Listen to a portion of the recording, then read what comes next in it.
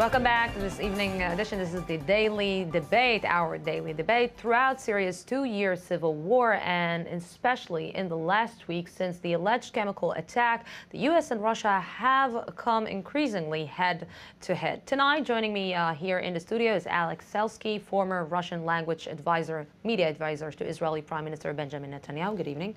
Thank you very much for coming here. And Barbara Opel-Rome. Right? I said it right. Absolutely. Bureau Chief for Defense News Magazine. And we will be discussing whether the U.S. and Russia are on a brink, we can say, of a civil war. Barbara. Of a Cold War, I'm sorry. The Cold War, absolutely. Yeah. Well, even President Obama said, and this really irked Putin, that he has one foot still in the Cold War. And that was very inconsiderate and not a politically acceptable thing to say. I understand that Putin took it very personally.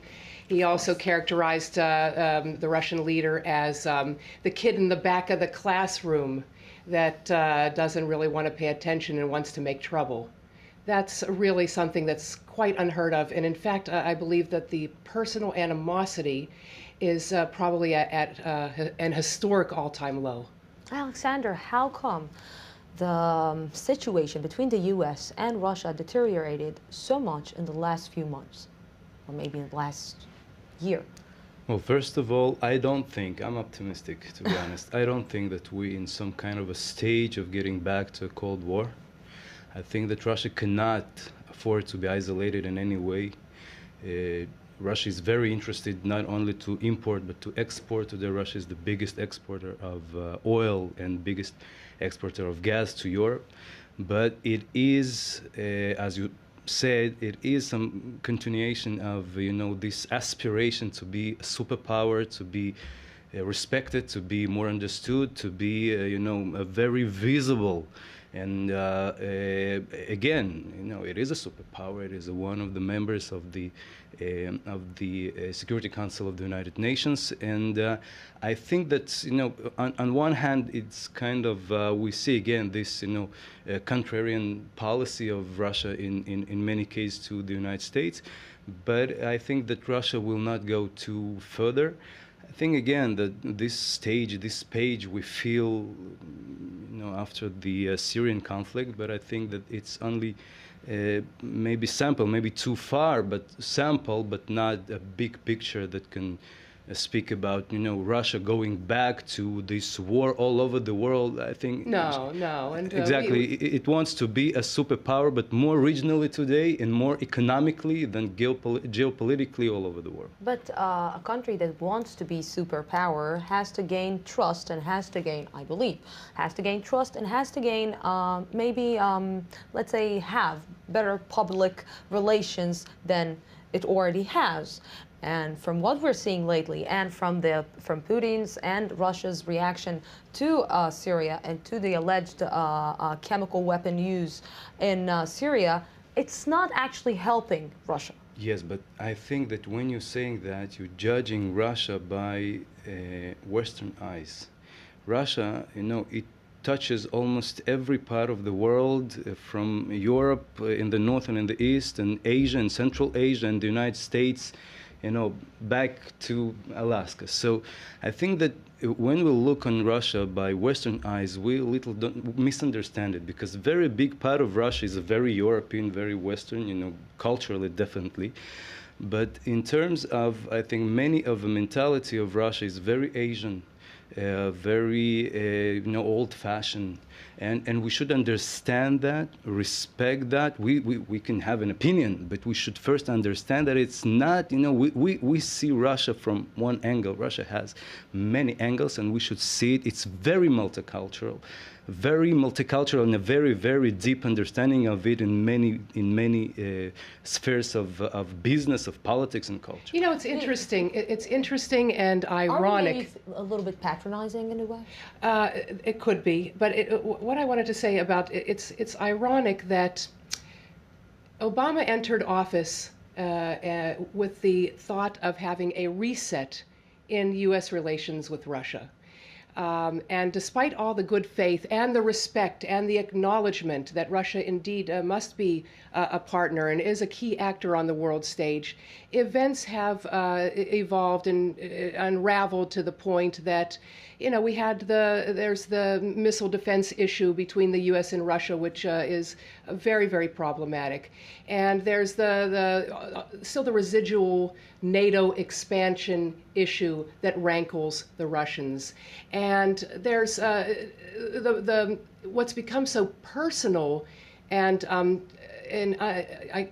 it's just a poor lack of leadership, I would say, on the part of both gentlemen, on the part of both leaders, is that it has become so personal. The Snowden affair certainly didn't help. It certainly didn't help things, and had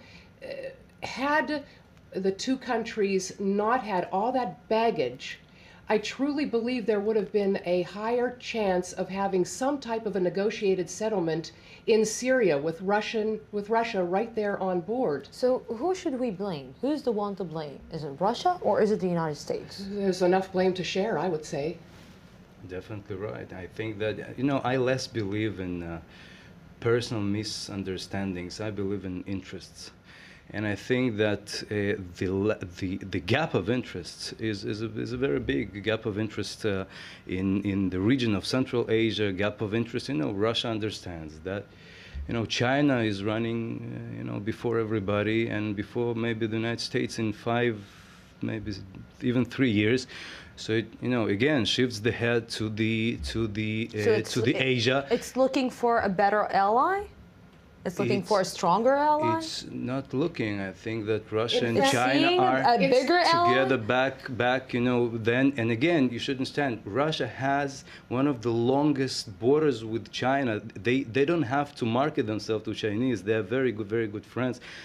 Exactly as China may speak to Germany, it can speak to China and to Japan even, okay? Alex, and that's interesting what you say about China, because I was talking with an official at the State Department just last week who's involved in defense and space policy for the United States, and he said if there's any potential bridge, it is the common concern, the American and Russian common concern about Chinese attempt to dominate space with anti-satellite capabilities. So that's one silver lining in this very dark cloud that is complicating, of course, the Syrian issue that we're expecting. Maybe we can let's try to look at the United States in this issue. Maybe the lack of interest or maybe the lack of emphasis that the Obama administration put on foreign policy in the last few years. Maybe that what brought the situation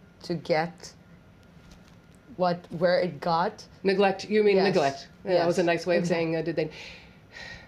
Listen, you know, if you look back at the administration of Bush, President Bush, the son, he had Condoleezza Rice, who was a Sovietologist. That's right.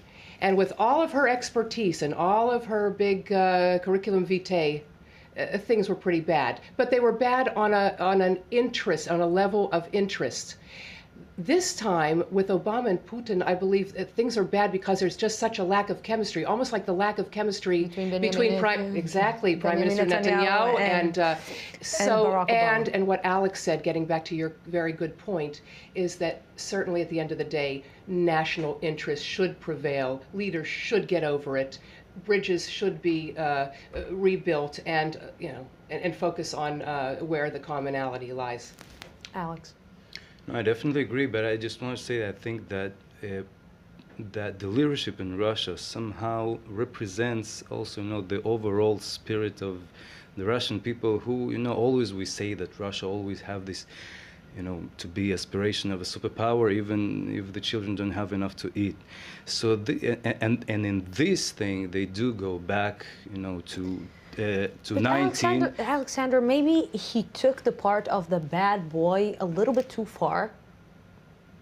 Putin. Again, how you judge? Because he is playing a little bit hard to get. He is playing a little bit kind of a game that he's seeing right now, especially in the current situation in Syria.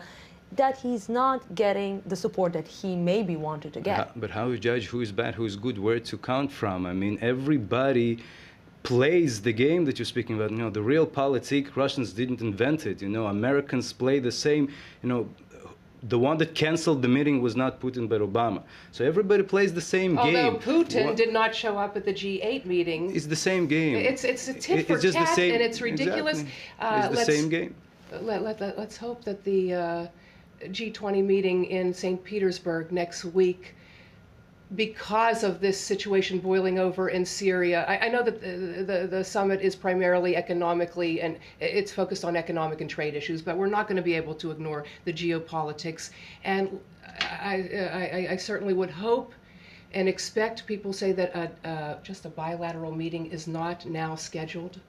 Let's hope that changes. Yes. I will just conclude. I'm definite that things will go much better. And, you know, representing today, I'm here also as a CEO of the World Forum Russian-Speaking Jewry, representing, you know, Russian-speaking Jews all over the world. There are 1 million in the West and 1 million in the East.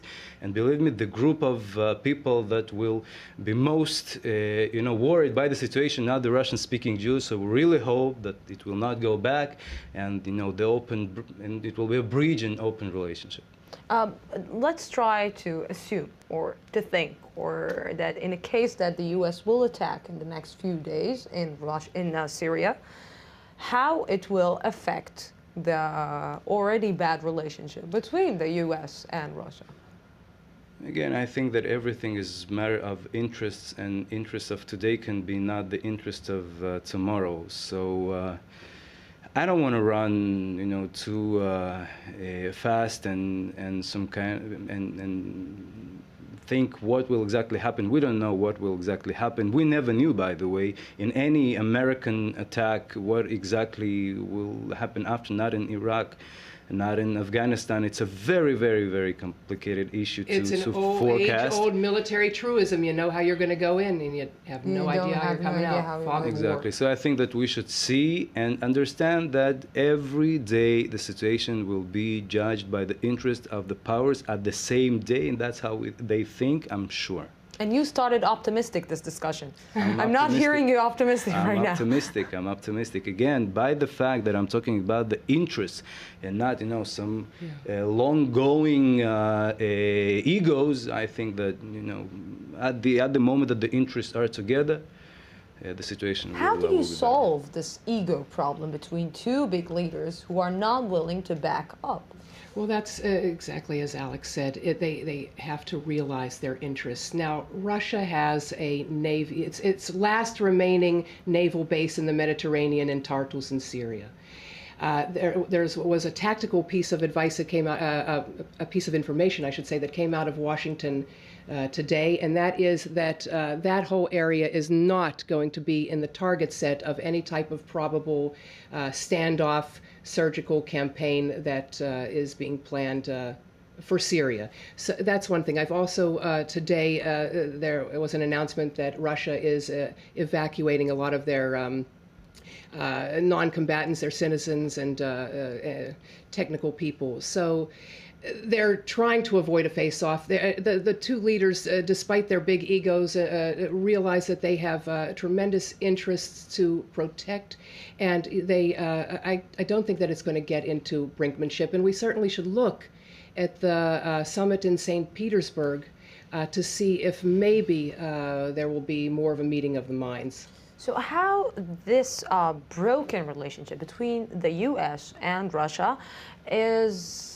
Actually, I wanted to ask you another question, but they're telling me that I have only 30 seconds. 16 minutes just passed very fast. I would just say that I really hope that both powers, you know, respecting each other in this crisis, will understand how they should expect Israeli interest and not exactly what I wanted to ask you, how it's going to affect Israel, the moment how this crisis is going to affect Israel, but unfortunately we don't have more minutes. Thank you. Yeah, another time. We don't have any more minutes. Thank you very much for coming here and joining me here in the studio. We're going out for another